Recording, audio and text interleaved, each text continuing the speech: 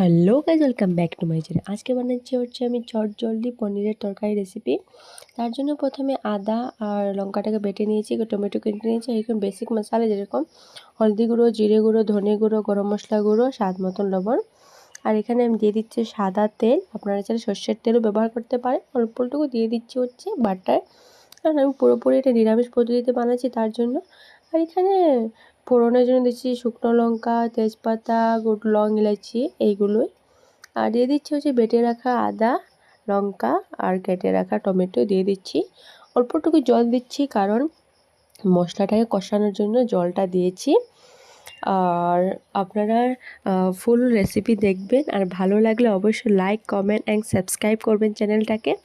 তারপরে দিয়ে দিচ্ছি মশলাটা দিয়ে ভালো মতন কষিয়ে নেব। আর আমি প্রথমেই পনির আলুটাকে ভেজে নিয়েছিলাম, তো দেখতেই পাচ্ছ ভালো মতন আমি কষিয়ে নিচ্ছি। মশলাটাকে কষানো হয়ে গেলে দিয়ে দিতে হবে আলু আর পনিরটাকে দিয়ে ও সবগুলো একসাথে মশলার সাথে ভালো মতন কষিয়ে নিতে হবে।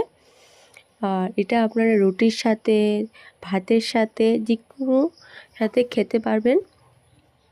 আর দেখছেন আমি ভালো মতন কষিয়ে নিয়েছি সব কিছু। দিয়ে দিচ্ছি পরিমাণ মতন ঝোল। আমি যেহেতু ভাতের সাথে খাবো তার জন্য অল্প আমি ঝোল রেখেছি। আপনারা চাইলে আরও ঝোলটা আরও শুকাতে পারেন। তো রেসিপিটা কেমন লেগেছে অবশ্যই জানাবেন। ভালো লাগলে লাইক, কমেন্ট অ্যান্ড সাবস্ক্রাইব করবেন চ্যানেলটাকে। ওকে, বাই।